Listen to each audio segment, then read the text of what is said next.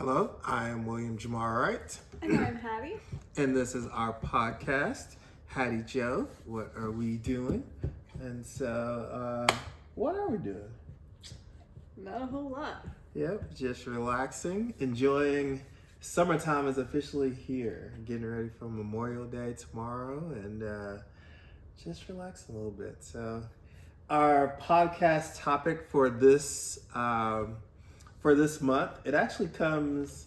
I was listening to The Right Time with Bomani Jones, and every Friday, he and Dominique Foxworth, they do Foxworth Friday, and they actually they were kind of discussing like how like the NFL has basically the NFL like wants to have these like two-a-days and like basically they were saying that like some people like two-a-days in the NFL, like once you made it to the NFL, they kind of know like whether or not like you got it or not. Like right at this point in your professional career, like you shouldn't be testing people to see if they have like bravery. Like you shouldn't be testing people to see if they have like sense and like see if they like have the toughness to make it. Like because that's basically what two-a-days is. Like you're trying to put their bodies to like a physical test to see if they can actually like make it through and if they'll actually be able to like are they tough enough to actually play this game. And Dominic was making the point that like yes, like if I made it to the professional ranks, I made it through high school, I made it through college, like you don't need to give me two-a-days anymore because like I've already proven that like I am tough enough to make it this far, and so like you don't need to test me anymore. And like in thinking about like testing people, like they also kind of diverse into other conversations about like how people like are not the best decision makers. I was wondering when we were getting to the topic of this podcast. I was like, nothing you've said so far sounds like the topic we decided to talk. So I was wondering if it was going to be another surprise. We're talking about something totally different. No, they kind of went on a lot. Like they diverged the conversation from just like being able to like make good decisions. And then Bomani made a point that like he made a comment actually. He's like one of his friends is like, you are really lucky if you're a good decision maker. And I was like, huh, like that's an interesting like concept. Like you are lucky. Like everybody's not born with the ability to like make good decisions. And it's like I never really thought about like, oh, decision making is something that like it's not just like a choice. Oh, like today I'm gonna make a good choice. Like decision making oftentimes and like understanding the consequences, like that's oftentimes like that's like a thought process that people have to go through, and some people don't have the ability to like go through that process and make the correct decision, or they don't have like the like reflexes in the moment to be like, oh, like this is a good decision. And so like it makes me like the point of this like podcast is to like discuss like is decision making, is that like something that is passed down from like through your genes, or is it like random luck? Like do you think decision making is like, do you think that is like random luck? And that like so I could expound on this for days. But before I do, I want to better understand how we got to this topic from the like, I don't need to do two-a-days, I've already made it to the NFL. Like I'm still not very clear on how we got from like well, they just went to this area. Like they just went on a tangent where they were. I'm sorry, I asked you right in the middle of a tasty treat. It's fine. So they were talking about like, so basically the NFL, like the players union and the NFL, they're like in competition with each other. And like they're on the same team, but like it's really like billionaire owners against billionaire players. and like Dominic Foxworth used to be like part of the players' reps, and they are the ones that go to the negotiating tables with the owners. And like at like one of the collective bargaining agreements, like the point of emphasis for the players was that's like, hey, like we're not going to have 2 days. Like I don't know, whatever else is on the table, but like 2 days is not like, one of them. 2 days is something that like we're not budging on. And so they are talking about this, and like the conversation kind of goes to like who are the people that kind of make these decisions, and like some people are really good at like making like good choices for their futures, and like can see like how, all right, this is something that is really important, it's going to be beneficial to us like in the long run. And some people are just like, I'm just going to do whatever, and like it had like they have no concept of like the future or the present of the consequences. They just like they make a decision.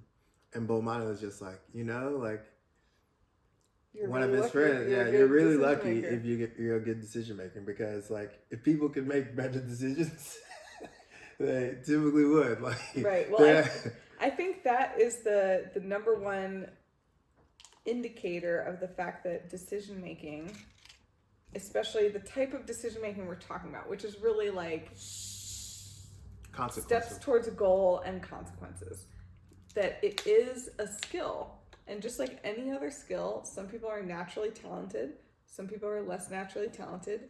You can do things to hone the skill, right? But like at the end of the day, we all start somewhere on a continuum, and we may be able to move ourselves some amount by conscious effort and training that skill. But people that are naturally good at the skill have an advantage over people that are naturally bad at the skill. And I think that so one of the things we do a lot of in science, and I am no neuroscientist, just want to make that very clear, but I have done a lot of testing on concussion, head impact, head injury, brain injury. And one of the ways that we assess, did this mechanical insult cause a brain injury? There's many different ways we can look at this, right? We've got cadaver research, we've got human research, and every different type has limitations. And we also have animal research, right? So like humans that are live humans, we can't do something that's injurious to them. Yeah. We can observe, so if they choose to be doing something that might be injurious, like play football, we can observe, but then we have to like just observe and wait until someone unfortunately gets hurt, right? And then have to have been doing a bunch of data collection before that, data collection after that. Cadavers, we can hurt them, but they're not alive, so we can't focus on correct. Yeah.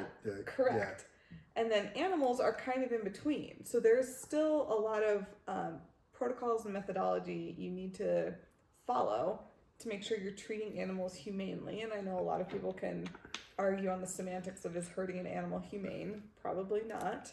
But if it's in the spirit of helping and protecting humans, maybe there's some value in that, right?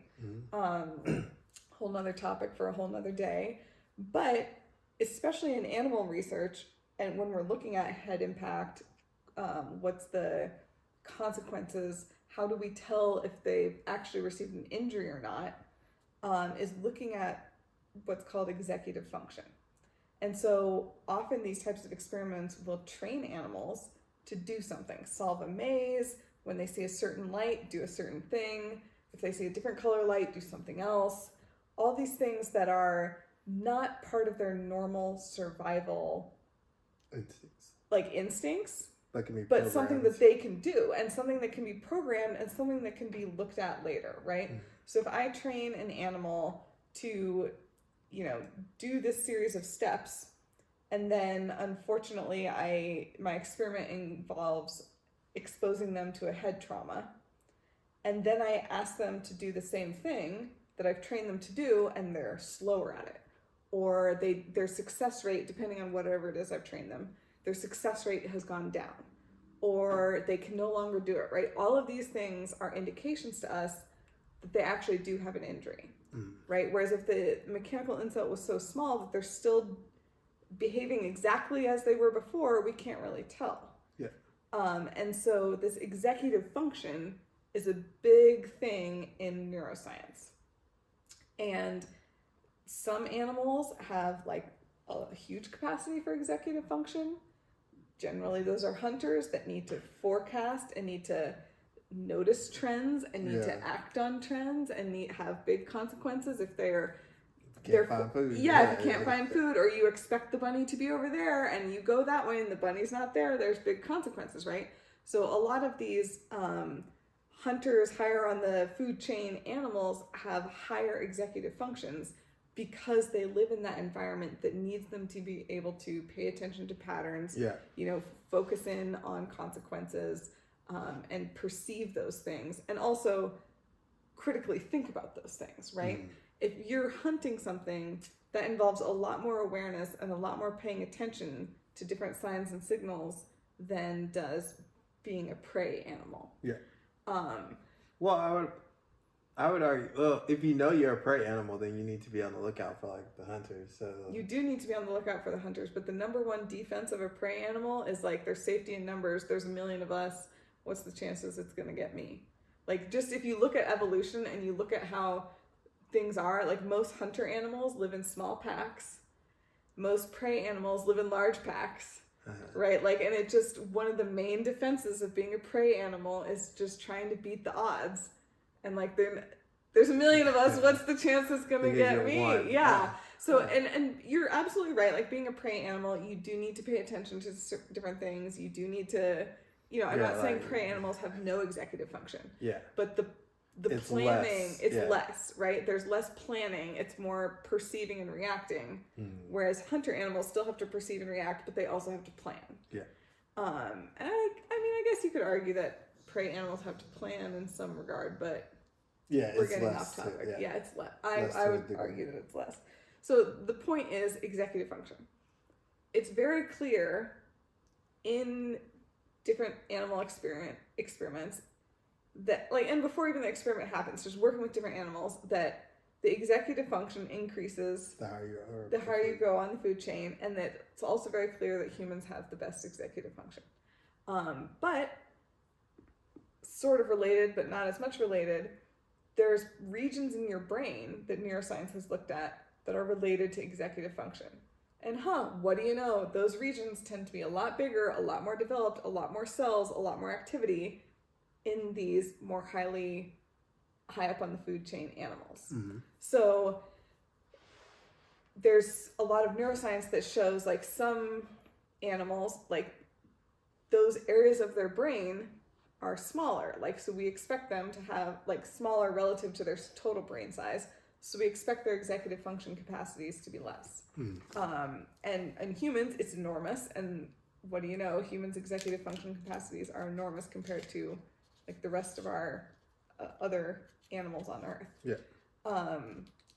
So that's my neuroscience divergence. But similarly, if you look at just humans and you look at brain development over time, there's areas of the executive function in the brain that don't mature until you're like 25, right? And anyone that's worked with children instinctively knows this, right? Like, little kids struggle to understand the concept of a consequence. Little kids struggle. You have to teach them repeatedly over and over and over, like, if you do this, this is going to be the consequence. They struggle to remember that. They struggle to forecast that. They get just as upset when the consequence happens as it did the 20 other times. And you're like, how are you not able to predict this? And that's because, like, if you look at their brains, there just are not as many developed. Yeah, it's not as developed in that area. There's not enough synapse connections. There's not enough cells. Like, there's not, and you can track over the course of a person's life this area in their brain, and you can see that as they grow, it gets strengthened, it gets better, and their decisions get better. Like, you tell me all the time, like, oh man, like, they're not. Decision making gets better. Yeah, with the time. decision making gets better with age, and it's like it's not just men; it's all people. But like, it's truly a fact in science that this is the case. It's a human evolution. It's a human evolution, but because of that, like the good news about that is it means it's a skill that you can develop. The bad news about that means it's a trait just like anything else that some people are naturally good at. Like some people are naturally fast. Like they just are. They can do training to get faster, and slow people can do training to get faster, but like some people start out fast and some people start out not fast. Like similarly, some people start out with good grasp of some of these executive function tasks, good understanding and forecasting, and like what's really important to me, I'm going to focus on that as opposed to being swayed by the here and now. You know what I mean? So, I mean, if you were to ask me in one sentence, my answer would be it's definitely a skill that can be developed, but some people are better than others. Yeah. So, what would you say? Do you think it's like well, it kind of everybody's like equal? And well, no, I definitely don't think everyone's equal, and like I see that on a day-to-day basis, like as working as a teacher, but I also see it like from my friends, like relationships, like I see people every day. I'm just like, what are you doing? Like, why did you make this choice? And like I've looked at decisions that I've made in my past. I'm like, why did I make that choice? Like that was not like a good choice. And so I definitely think that like I myself personally have gotten better with like time, and like my decision making has gotten better. But I also like it gives me more like empathy for like younger kids, especially the ones that like really struggle to like make good choices. And like it gives me empathy for them, but it also gives me hope that like, hey, like one day you can be better. One day like down the road, like you'll hopefully like everything will connect. But like it is definitely, it kind of goes like counter, like I feel like my thought process on this kind of goes counter to like American culture, because I feel like American culture is it teaches me, or I understand American culture to be like everyone has this ability, and some people just, and I would say before I heard like Omani Jones and like this podcast, I was like, everyone has this ability, everyone knows like right from wrong, everyone should be able to make like the right choice and not make the wrong one. When you make the wrong one, you're just like, I don't know what it is, but you just made the wrong choice and you're an idiot for doing that. And so like that is my like, before I like heard this, before I heard the podcast and actually like critically thought about it, like it does make sense that like some people like are, I don't know if it's genetically just predisposed to making better decisions, because like if your parents are good decision makers, does that make well, so going back to the concept of a trait, I do think there is some genetic component. Some people are naturally better than others. To me, that's another way of saying some people have the genes for being good decision makers or not. But I think there is a big environmental influence, right? If you've grown up in a household that every day someone's explaining to you and someone's emphasizing to you, it's important to think about these things. What are the consequences? How do you think somebody's going to feel if you react this way? And like they're constantly drilling this into you. Even if you're a bad decision maker, you're going to learn to pay attention to these things. Yeah, you're in an environment. Your potential. Yes, you're in an environment that's teaching you these are important things to think about. And even if you're not good at thinking about them at the beginning, after 18 years of being exposed to like the important thing in our household is to think about these things, you'll be better than where you were from just your genes alone, right? So I do think that there is an environmental factor as well that plays a big role in, okay, we have an adult released into the wild. Like, where are they on this skill and capability? And as we've talked about, like even adult released into the wild still has a lot of potential for change. Yeah. Right. Like, and I think, sorry, I was just going to say, I think one of the big things is like current neuroscience research indicates that these executive function areas of your brain are not fully developed until about age 25. And there's a spectrum, right? So for some people it might not be 28, 30. For some people it might be 22, but like, you know, if you don't even have the physical tools to do the skill, do you know what I mean? Like, then you have to first grow the physical tools to do the skill. Then you need to have the experience and practice to implement the skill. Do you know what I mean? So I feel like some people, they don't even have the capacity until they're 25, 28, and then they need the experience to implement and practice. So it's not until their mid-30s. You know what I mean? So like, some people might be doing this in their mid-20s. Some people are in their mid-30s, right? And like, it's also kind of random chance of like, are you exposed to situations where it's crucial that you know, I would say everybody does have those, like, they're exposed to those things, but some people might have a lot higher stakes. Yeah, some people might have a lot more of them. Like, you know what I mean? I feel like, well, kind of depending on like your class and like socioeconomic, like all sorts of things, right? The consequences for like those decisions, they can have a greater effect on different people, and so they perceive those choices differently, and the consequences from those choices are correct. Like, can be less detrimental. Right. So yeah, what did Bomani have to say that seems so like changing to your whole perception of this? Well, no, honestly, he was just like, it was a 2-second like. It was just that random. Yeah, it was just like some people are lucky decisions. to like. Some people are lucky to be able to make good decisions, and like that just like got my mind spinning on like, is decision making like a trait? Is it more of a skill? That's something that can be developed and like created, or like nurtured.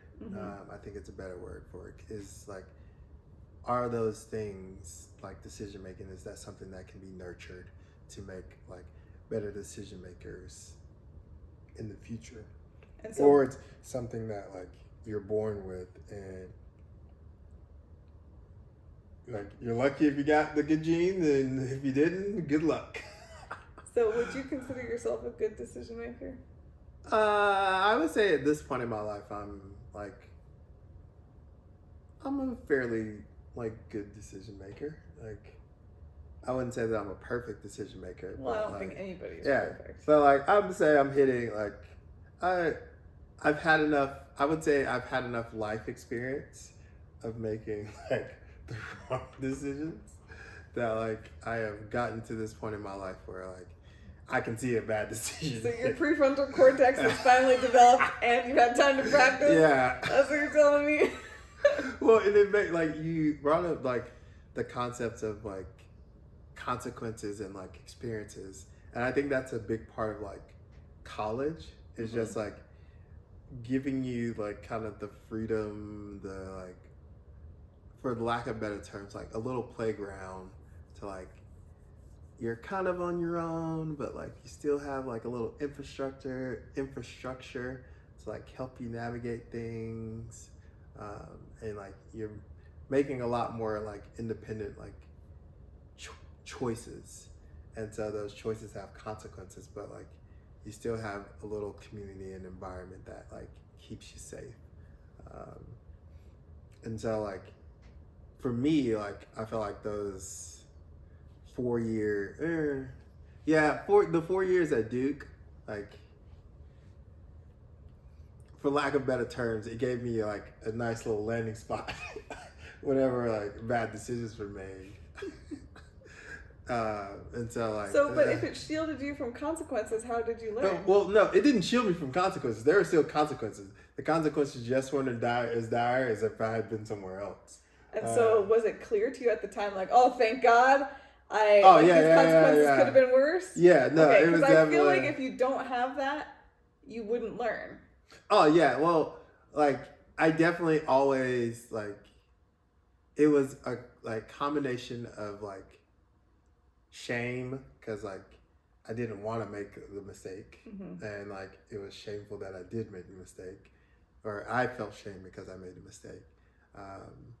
And then like I definitely feel like there were consequences that made me like understand that like what I had done was serious, but it wasn't something that was so serious that like I wouldn't be able to come back from it. Like I still had a future. So it still fostered a growth mindset, which Yeah. I think is Yeah. really important to growth, right? Yeah. Yeah, well, that's good. Because I feel like one of the saddest things is when people feel like, oh, I always make bad decisions, or like, oh, I'm not good at, you know what I mean? Like having not a growth mindset is so detrimental. And I feel like that's kind of learned as well. Well, I feel like it's if your circumstances will determine if you have like a growth mindset or not.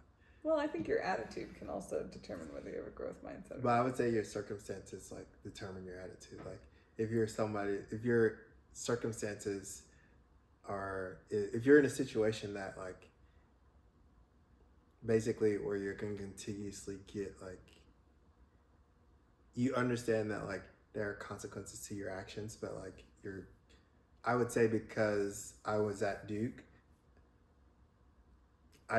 before I made the decisions, I didn't think about the consequences. Mm-hmm.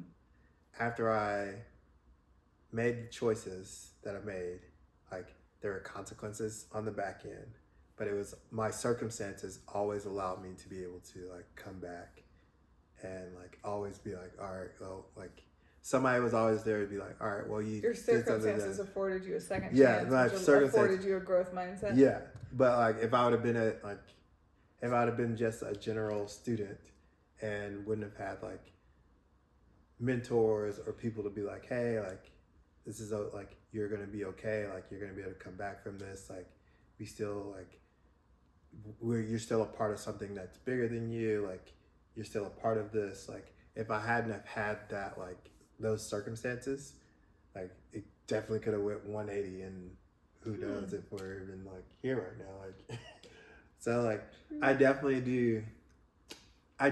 think circumstances will dictate whether or not you have a growth mindset or not, or if you think like, oh, like I made this one mistake, and like you see it all the time in the like justice system where like some kids can make like one mistake and they get sent to jail for and 5 years. Totally dictates the like whole outcome other of people, their life. other people can do the same exact thing but get like sent to jail. Like don't even get sent to jail. They just have to like do some community service and a fine. Like, and so like those circumstances are, although the like choices were the same, the consequences and the circumstances are completely different, which can like cultivate a growth mindset in my opinion. Yeah, I definitely think that your circumstances play a role in your attitudes and mindset for sure. So I also think that, you know, just like we talk about, emotional IQ, like other type logical IQ, and there's many different types of IQ, I feel like the same applies to decision making. You know, I feel like I know people who are, you know, very dedicated in their studies and in their finances and all these things that you'd look at them and be like, they're a great decision maker. And then when it comes to their love life, it's like a hot mess. Or, you know, sometimes someone is like, can make all these great decisions in one area of their life, and then in another area, you know, and it's like, I'm very confused at why this keeps happening, you know, like, so I feel like, and some people are, you know, in all areas, it's kind of out of, you know, all over the place. And then some people in all areas, it's kind of in control, you know, like I feel like there's a spectrum. And so I do feel like this concept of like decision making and making good choices is modulated by a lot of other things and a lot of other skill sets. Because I do tend to see a lot of like, I mean, that love life example is one of them.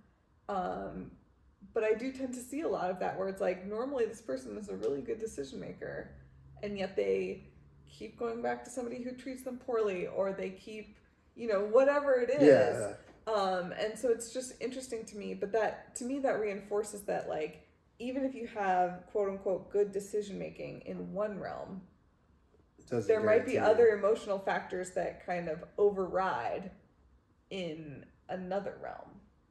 And I see it I feel like that's common with why certain people are constantly in debt, or like constantly in whatever. Like, they might be able to recognize and make good decisions in other areas of their life, but they can't not make the impulse buy, or like they can't, you know what I mean? Like, and so I do very much feel like the decision making, like, generally, if you're good at decision making, you also have a lot of emotional regulation skills. Yeah. And those two are distinct skills, but they do go hand in hand with each other.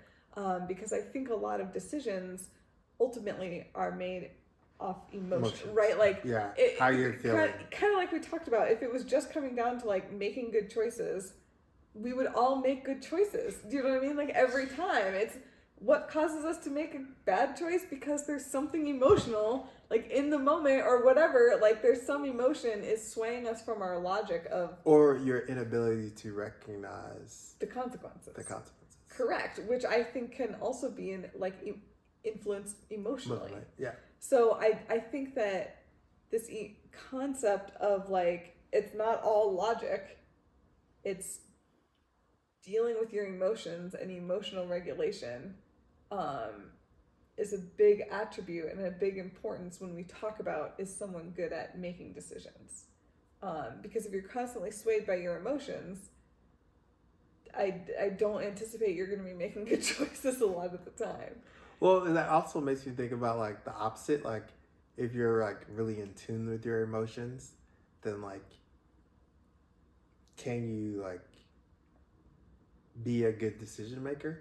Like, yeah, I feel like that's the definition. But, like, if you're always in tune to your emotions. What does it mean to be in tune with your emotions? Like, you're just taking them into account. Like, how will this make me feel?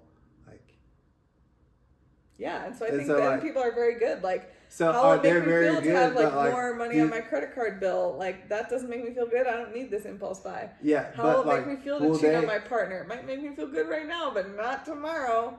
Like, but, like, will they experience as much joy and, like, happiness as somebody that is much more, like, not thinking about the consequences? I think so, because I think then they can make the choice and feel, like, good about the choice that they've just made, and avoid all the shame, avoid all the guilt, avoid all the sorrow, avoid all the regret. I would argue that people that, like, make very, like, impulse things or impulse decisions, they over the course,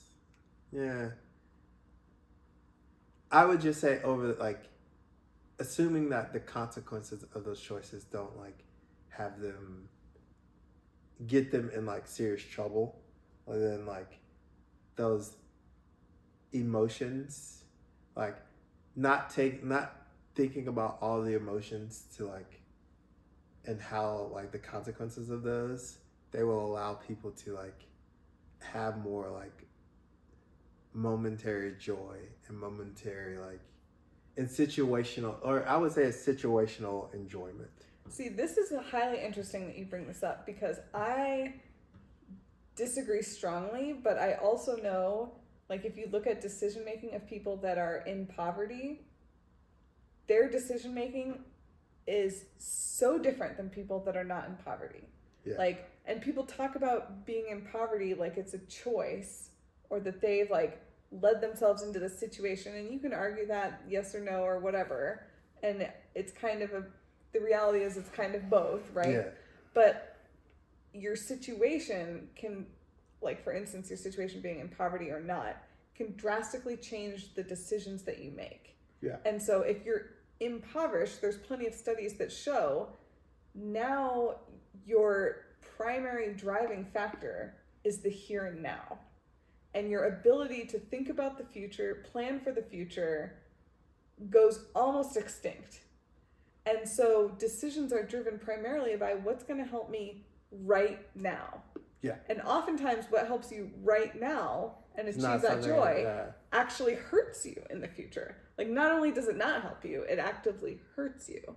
And so for someone that's not experiencing poverty, they're going to make drastically different decisions.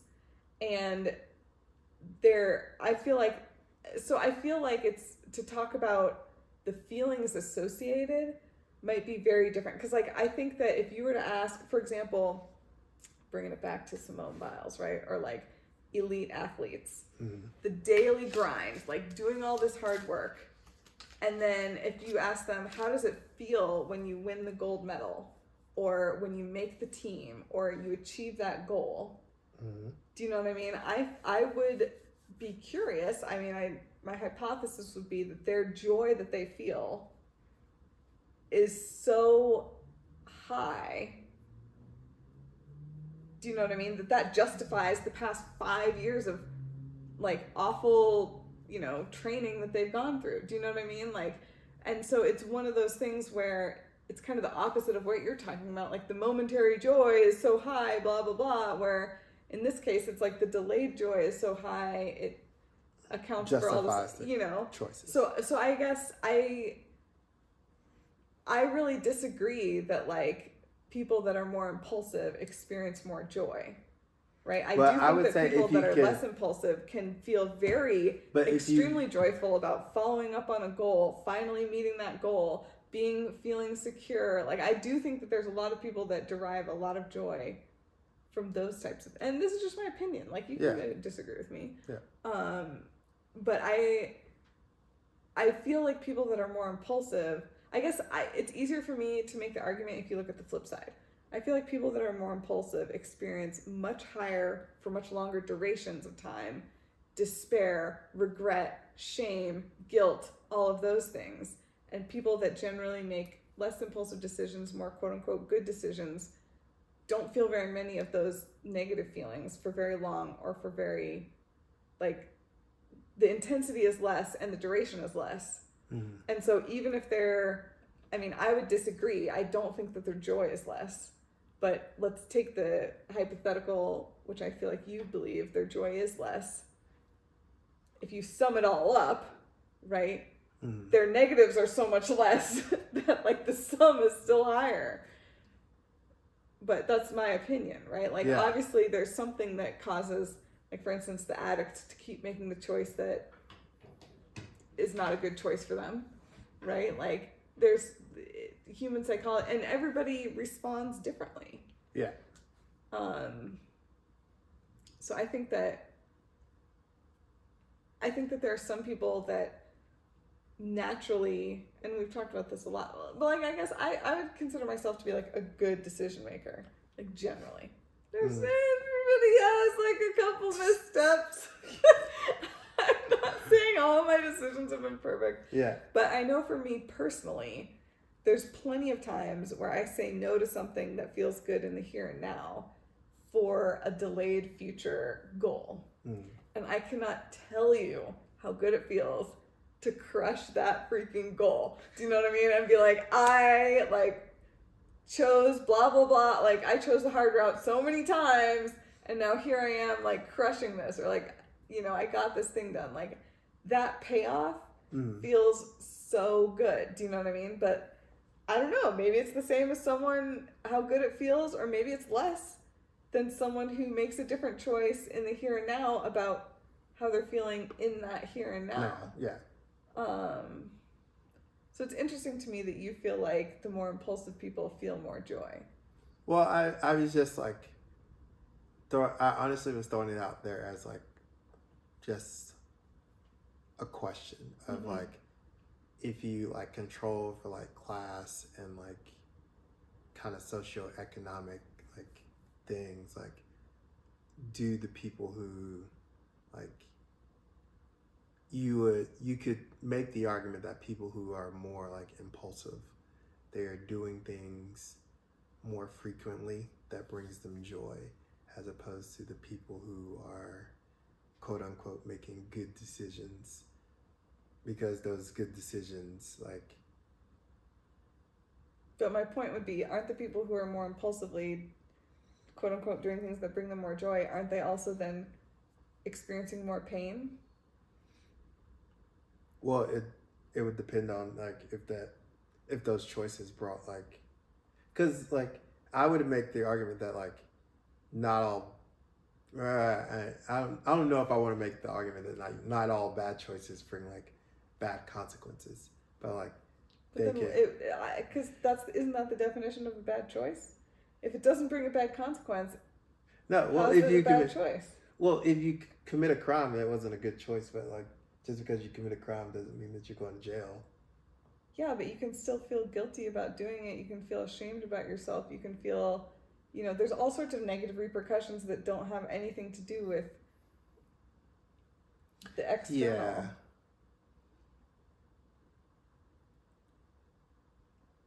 But I just like, just because you don't make quote unquote the good consequence, and you do something that like other people would not do, doesn't mean that you would necessarily like, because if you think about it, like if I'm making, like I don't think anybody wants to feel shame. No. And so like if you're making this decision and you don't think that you'll feel shame, because right, like when you're making a decision, nobody's like, oh, I'm doing this and I know that I'm going to feel shame. Like, I disagree very strongly. I think that's the point. Like that's the problem with like addiction. I think a lot of people who suffer from addiction make like, choices knowing full well they're going to feel shame. But like, I don't think they like do it to feel shame. No, they don't do it in order to feel shame, but that's part of the. And I think maybe addiction's not a good. Yeah, I don't think good example not, because you're not making a and like you're making a decision that's modulated by like chemical factors. As and I think and I think that's. But I think I stand by my statement of I think a lot of addicts make choices knowing full well, like feeling ashamed while they're making the choice. But I don't think I would say that like those addicts like they may make choices, they may make quote unquote the like wrong choice, but like if they could make the right choice, I think they would. That's my point, right? They know that they are incapable of making what they feel is the right choice. But then like your comment about like they make the choice knowing that they're gonna feel shame, I feel like that discredits that because they're not I doing feel like it. that proves that.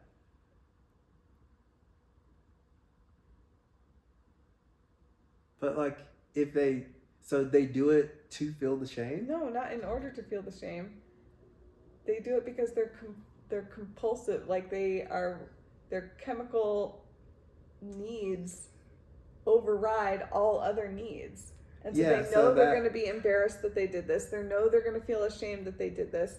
But in the moment, the meeting of their body's need for the drug is like too high and outweighs everything else. Yeah, but I feel like that is kind of a different. Yeah, that's why I said I don't think it's a good as opposed example. To like making a good choice as opposed to a bad choice. Because like once your body starts like craving something that's really hard for you to like. That's I agree with you. That's why I said it's not the best example. So in your opinion then, give me an example of a time like of a bad decision. Because I feel like most people know when they're making a bad decision and they just choose not to think about it. All right, so I'll throw this out there. So say like you are in a relationship and the relationship is not going great and there is an opportunity for you to cheat and you make the decision to cheat. And see, this is a great example because I don't feel like, well, I know some people just don't care about what other people think, but like I think the majority of people that cheat know they're going to feel bad about it and they just choose to ignore that for the short term. I don't think you can tell me like, oh, this person cheated and like didn't feel bad. Like that percentage of people is so small. Most people are gonna, after the fact, feel bad about what they did. And I think most people are aware before they cheat. They'll generally say to you, yeah, cheating is bad. I would probably feel bad if I cheated.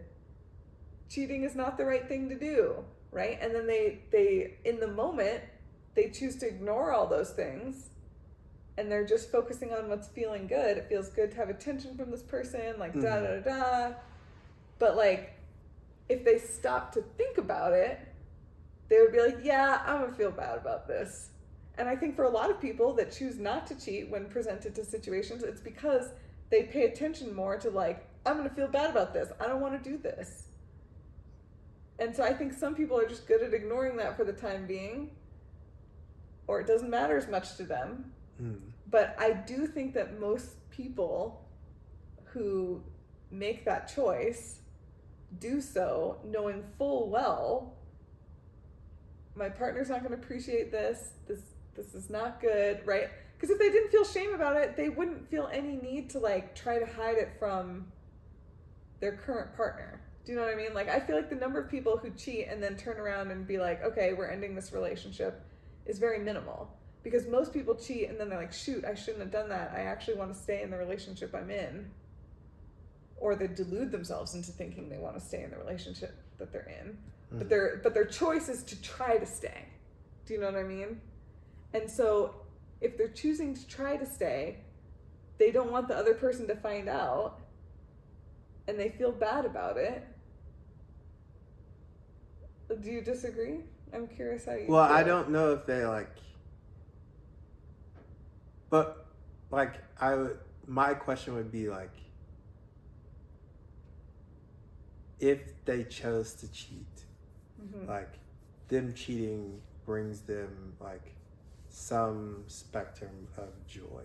Yeah, in the here and now. In the here and now. And you're telling me that they have no concept that they'll feel guilty about it or feel bad about it? I think that there are some people that like, they're not able to like regulate that, like those choices. Well, that's what I'm saying. I feel like some people are not and able so to... the ability to do that is like, is that a luxury that like some people just don't have? Well, I think it's definitely a skill that some people don't have. And so like, if it's a skill that some people have and some people don't have as developed, like how then do we look at like how then do we look at people who make those choices?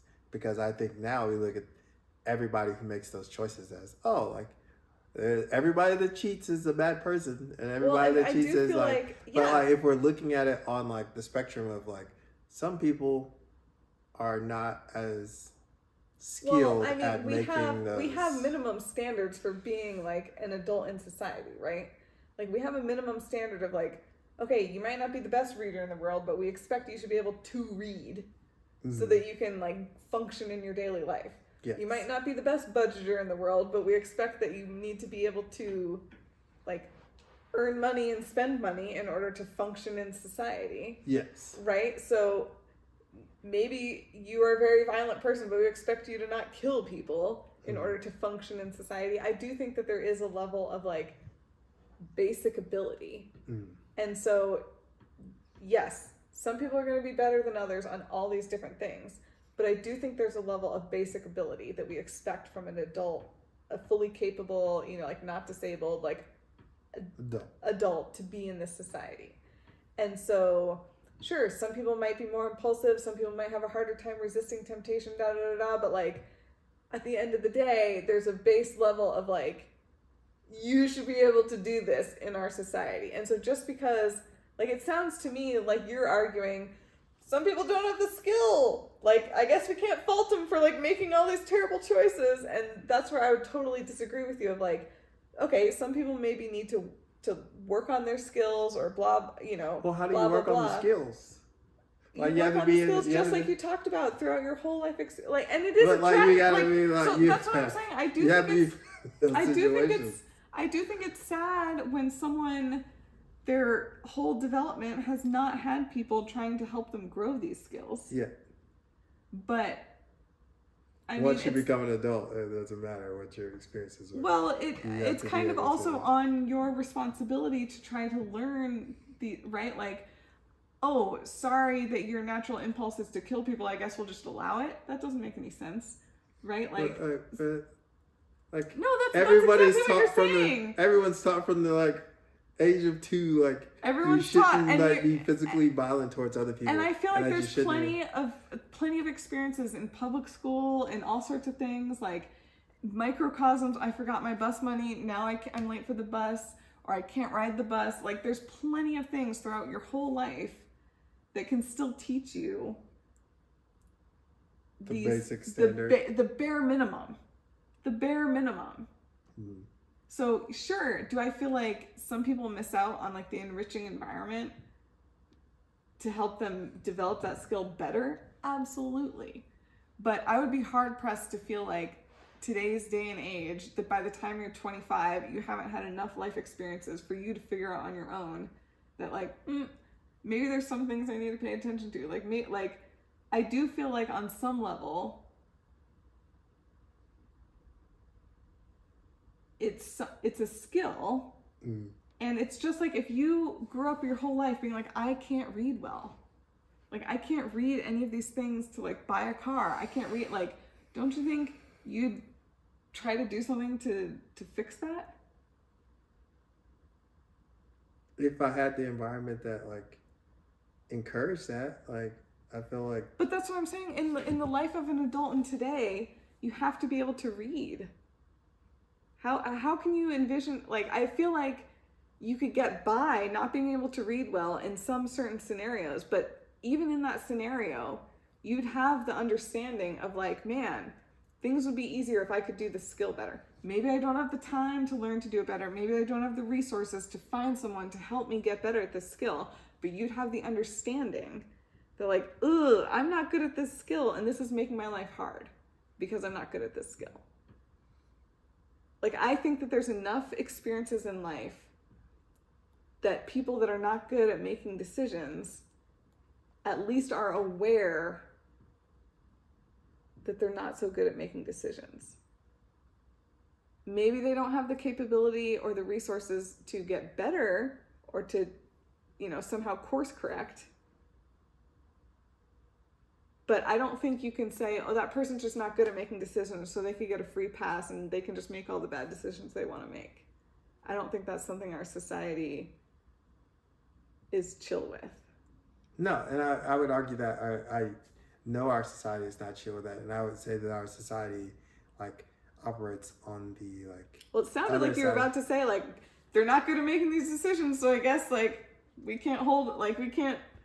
There's no consequences. They're just bad at it naturally. So, like, that's what it sounded like the argument you're making. I like our society like operates on the opposite end of the spectrum in that, like, I would say they're higher than like they're baseline things that like we all should.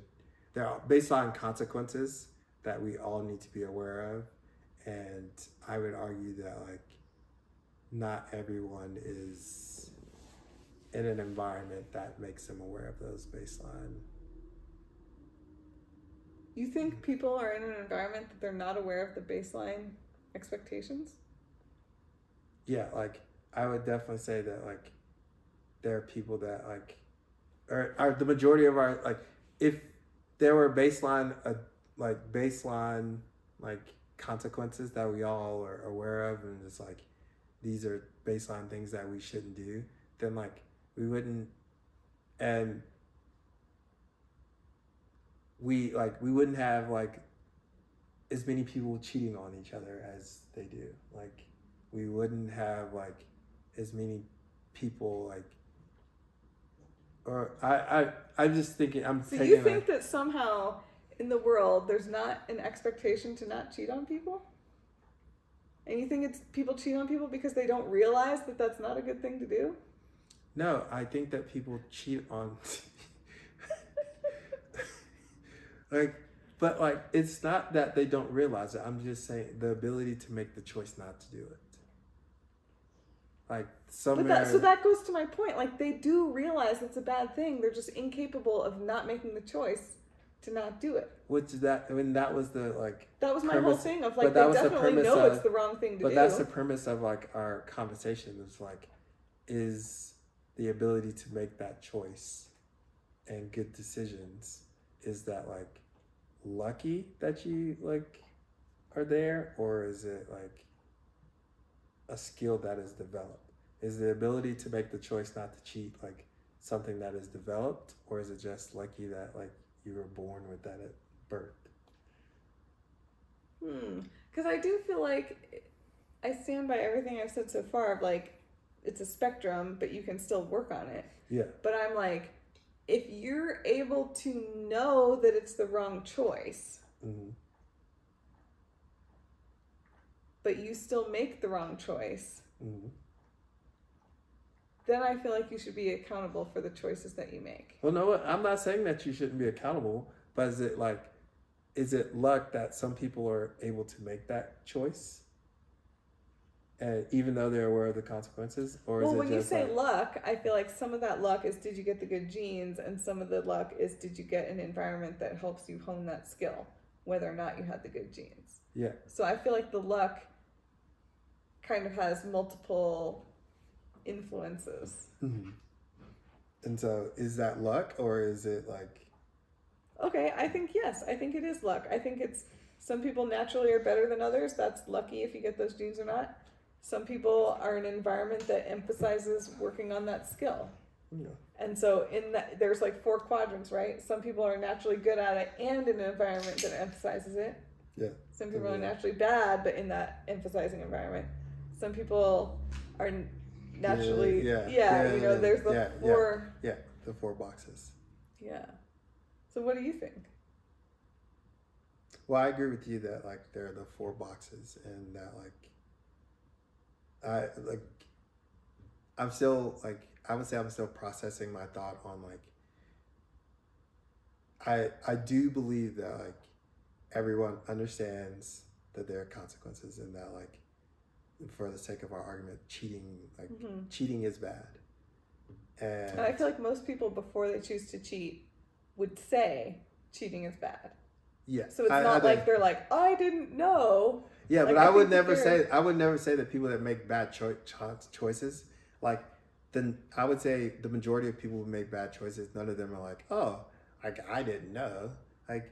Right. And so but the ability to make good choices or bad choices, like I don't think it has anything to do with like whether or not you knew it was a good choice. And so that's why I'm saying it's emotional regulation, right? Because people know I shouldn't cheat, but I can't control my emotions, and so I end up cheating anyway. I know I need to pay my bills at the end of the month, but I can't resist this impulse buy. I make it anyway, even though at the end of the month it's time to pay bills. I'm like, gosh, I really wish I had more money in my account. I know I need to stop, making these choices, but I can't stop. This decision making come down to emotional regulation, in your opinion? No, because I think some of it has to do with forethought and planning. But I do think that a lot of it comes down to emotional regulation. What do you think? I'm not sure. Because I do feel like, for instance, I think the financial one is a good example of illustrating like you need to have a plan, right? And if you think about it in advance, then your decision, right, to buy this impulse buy is less of a like, ooh, this thing is really cool right now, and it's more of what's more important to me, having this thing right now or meeting my goal at the end, right? And so to make that assessment, what's more important to me right now, like what's more important to me, this thing right now or meeting my goal at the end, you need to have a predefined plan so that there is a goal at the end, right? If you don't have a goal at the end, then there is like, what's more important to me right now, this thing? Yeah, like there's no other option, right? And it's not till later that you realize, oh shoot, I've made a choice I wish I didn't make. And so I do think that in order to kind of make good decisions, you need to be able to recognize in the moment, what do I ultimately want? Mm. And so I think a lot of people, that to me, that's not as much emotional regulation, and that's more being in tune with what your actual desires are. Mm. But I also feel like there's many other examples that illustrate the importance of emotional regulation. And so I think the two go hand in hand, but I do think they're distinct. So what do you think? You seem like you're done with the podcast. I mean, I'm just like, it's all kind of just like churning through my mind, and just like I'm considering the different options, because like on some part, like your emotions like create like impulse reactions. Mm-hmm. And if you're somebody that is driven by their emotions, like in theory the plan does help like regulate that. Mm-hmm. But you still have to be able to make the choice that like, I'm not going to listen to my emotions, I'm going to like stick to my plan. Well, see, that's the thing though, is I feel like a good planner switches it around. Do I want this thing, or do I want to have money in the bank at the end, right? And they listen to the thing they want the most. They reprogram their mind such that what they want more than anything is in line with that goal, as opposed to what they want in the here and now. But I would say that goes back to like being a good decision making. Like that's a good decision maker. Like if you don't have the ability to make good decisions, like you're not going to have the ability to make in the moment, like worth.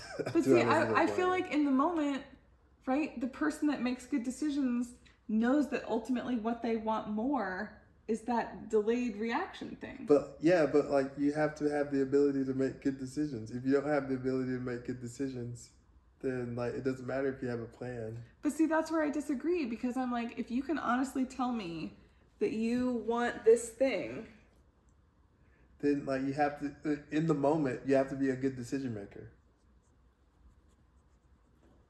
no, in the moment you have to follow what you want. But like in order to follow what you want, you have to be a good decision maker. Like, do you know how hard I work? Yes, I see how You see how hard I work.